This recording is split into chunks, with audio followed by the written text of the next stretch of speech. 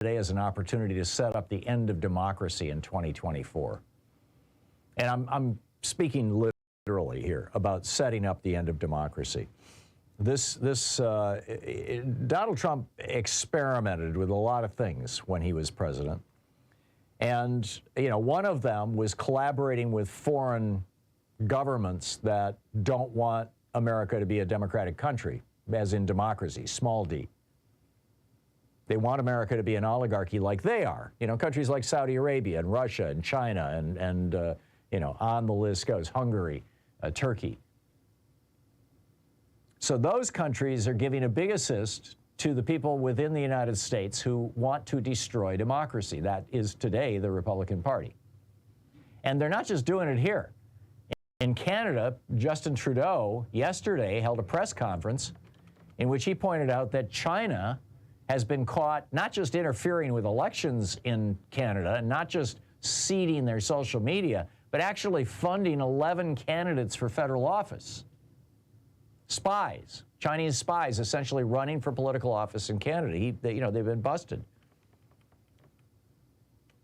Meanwhile, in Russia, Yevgeny Prigozhin, the guy who started the Wagner Group, the equivalent of Blackwater that's now fighting in Ukraine, says, gentlemen, we have interfered in the U.S. elections. We are interfering. We will interfere carefully, precisely, surgically, and in our own way, as we know how to do.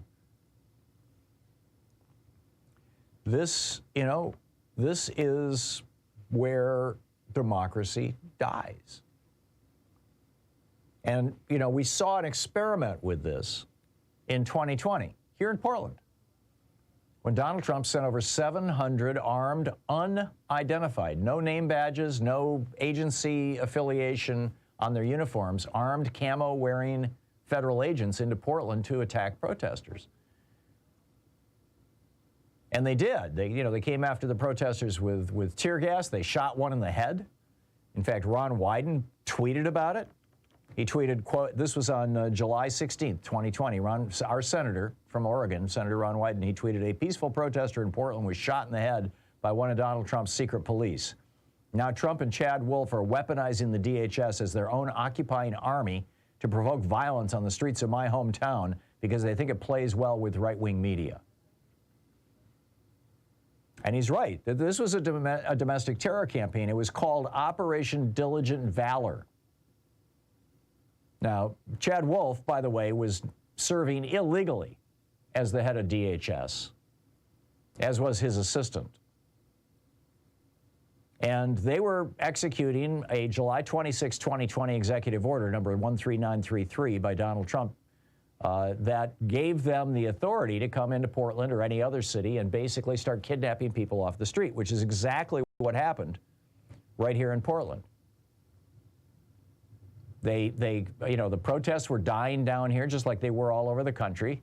Federal officers come in, start shooting tear gas at the protests that were a fraction of the size that they were originally.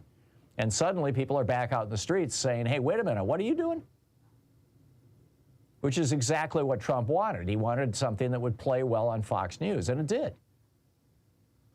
And then they started kidnapping people off the streets here in Portland, which is exactly what they were doing in Chile in 1973 after Pinochet's coup.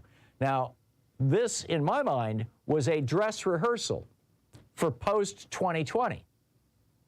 If Trump could hold on to power, this was what he was going to do in, frankly, every city in America where there were protests against his stealing the election.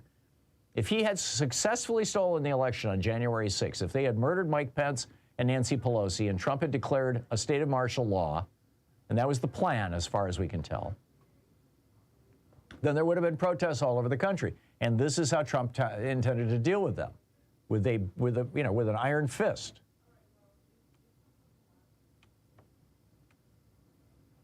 This is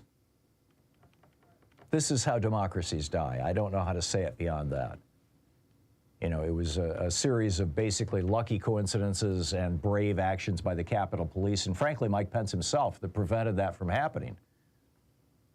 But, this is what the Republicans want, apparently. They want Trump back. They love this kind of stuff. And now this morning, We have, this is former Ted Cruz staffer Amanda Walker talking about how last night in Ohio, Trump claimed that he would have drug dealers executed within 2 hours or less by firing squad and then mail the bullet to that killed them to their families. This is not how things happen in democracies. But Amanda Walker writes, have I heard him talk about the death penalty for drug dealers before? Yeah. Are drugs a scourge in society? Absolutely. But hearing the crowd cheer the notion of shooting people without due process and sending a deathly memento to families is sick. And of course, this is what, Rodrigo Duterte did in the Philippines. And Trump is activating the stochastic terrorists, the random terrorists. Yesterday afternoon in Ohio, in southwest Ohio, 26-year-old Gene Gibbs walked over to his next-door neighbor's house. His next-door neighbor, Anthony Lee King, 43 years old, was out cutting grass and doing yard work in his backyard. And this guy, Gibbs, comes over with a gun, accuses him of being a Democrat, and shoots him in the head. The victim's wife said, quote, I was looking, this is, her call to 9/11. I look in the backyard and that man is walking away from my husband and my husband is on the ground. He's come over like 4 times confronting my husband because he thought he was a Democrat. Why? Please, I don't understand. Right. This is Trump's America. This is the America that Trump wants. And it's the America he might get if Republicans can get control of the House or the Senate or both. Because this, for the Republicans, this is not about the next 2 years, what they want to do legislatively, because they won't be able to do anything. Biden can veto things.